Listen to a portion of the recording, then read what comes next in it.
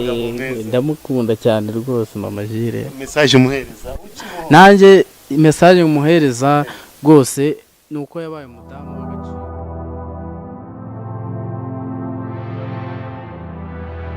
He was born normal as other people, and he was planning a wedding with his girlfriend.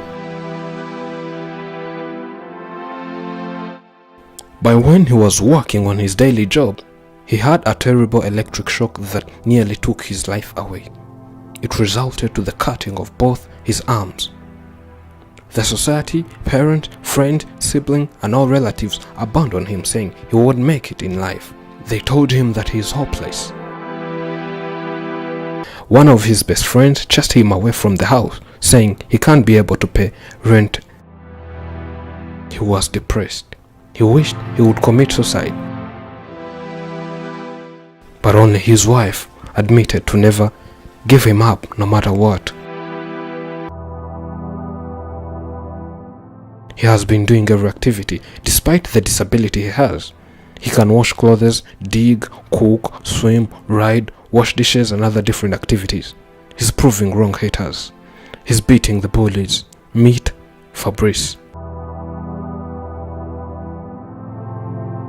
First of all, I'm a welder by profession. I do welding. I was on duty one day on the field with my workmates. There are some installation we were making.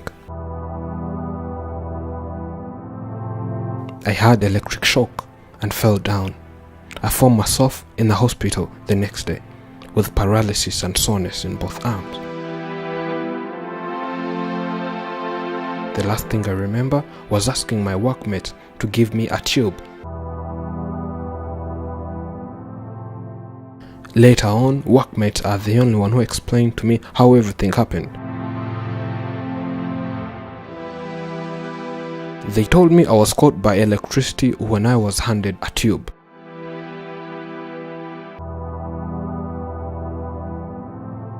It was a metallic tube. By when holding it, it crushed with open wires that had high current, hence striking me, and I fell down from a building, then fainted, and they rushed me to the hospital. Doctors told me that the only thing possible was to cut off my limbs. By then, I could not even stretch my arm, even my leg was not functioning well. So they decided to carry out the operation. And I woke up finding that I no longer have some of my limbs, but together with praying, I'm proud of who I am today. I prayed and asked God to be close to me and help me in whatever I do. And God never disappoints. So ever since, God has been by my side. Right now I'm married. I have a wife who helps me in daily activities, and God blessed us with a baby boy. Before I had an accident, we were not yet married. She was still my fiancée. We could talk and organize how we wanted our wedding to look like. We never knew what was going to happen. I'm a wife to Fabrice. We have known each other since childhood. We were neighbors. We used to fetch water together, climb trees together, and play together as neighbors who spent most of our childhood together. Our love story began when we were at school.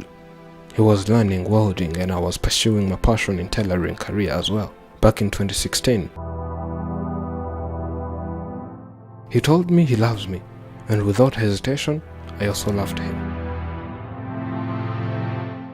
He did an accident when we were preparing for our wedding day. But when he had an accident, he told his workmates not to tell me about it, for he thought I would be depressed.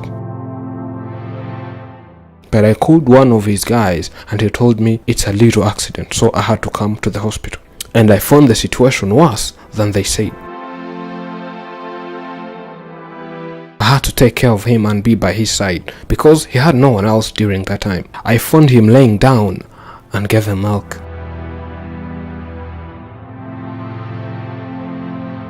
Doctors called me and asked me the relationship between me and him. I said I'm his friend. Then doctors told me that the patient's arm cannot get healed unless they cut them off. I cried right from that moment because it hurt me so much, hearing that I'll never see his arms again. But the husband knew that before, and he did not tell me anything about his arms. When I had such bad news, I also did not let him know that I know. The next day, he was operated. As he had no one else to help him at the hospital except me and his other friend, who would remain there, like when I would go home and prepare food and hot water for the patient, then come back and stay with him. After he came out of hospital, he went back where he lived, and people did not treat him with the same respect they gave him. They started treating him like someone who is worthless and helpless in the society. After 2 months, he approached me and we talked about it. He told me everything and life he's experiencing after the accident. Everyone had turned his back against him. As someone who loved him, I decided to live with him. A lot of people hated and showed him that they hate him. It made him angry and depressed to the extent that he came to me and said, "If you also hate me, I will commit suicide," he said. I told him that I will never hate him. But he could not believe that people were telling him that I will hate him, but I could not do such. So by then, everyone, including friends, relatives, parents, all abandoned him. But still, I was there for him. There is nothing that would stop me from loving him. This body we're wearing is not ours. Today or tomorrow it can be taken away. There is no price to buy life or the soul. That's when I said, let his will be done and we will share everything. And last year we were blessed with a newborn baby. He will wipe all our tears. Due to the fact that we shared everything and grew up together, we had so much things in common. And she's the only girl I fell in love with, so telling her that I would commit suicide was because she's the only one who knew me, and she's the only one who did not turn her back against me. I would not imagine life after the accident without her. Meeting someone and trusting them was something I could not try to imagine. I really did not want to lose her. I thought I would never meet someone who understands me the way she does. Many people who said such, they really did not know our background. They did not know how we met. They never knew the bond we were having. They just could give out their pointless ideas. I love her so much. She has been an incredible person. In addition, she has been by my side when I needed her. She's not just a housewife who cooks your meals and washes your clothes. She's a homemaker who holds together the family and makes sure that everything is as special as it can be once you get home. Though he has no arms, he helps me in day-to-day activities at home, whether washing dishes, lifting the baby when I'm doing other things. He's so helpful in one way or the other. Most of the time, I take care of the baby and she handles the rest.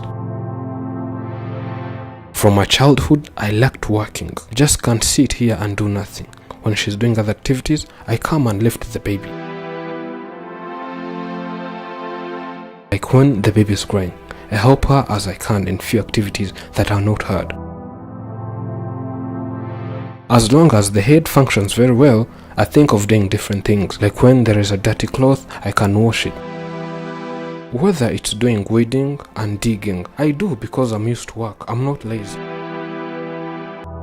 As long as I'm still breathing, I'll keep working and also thank God that I'm still breathing. Not many people face such case I faced and managed to live. Most of them died, but for me, I'm alive. And right now, they live a happy, fulfilled life together.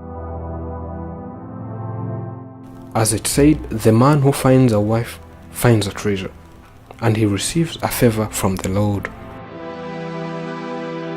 The process of stress, hardship, and heartbreak are preparatory. Stress Stress is the training you need to grow up to the next level your life is about to demand of you. Life is consistently demanding your growth.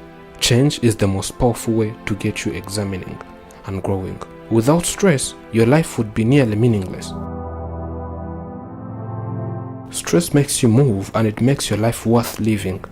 It's the painful feeling to come from stress which awaken you to how alive you are and to how deeply you can feel. It's the journey of getting through these hard times you become bolder and braver in getting your needs met. Thank you for watching. I'm Elijah and this is Afrimax English.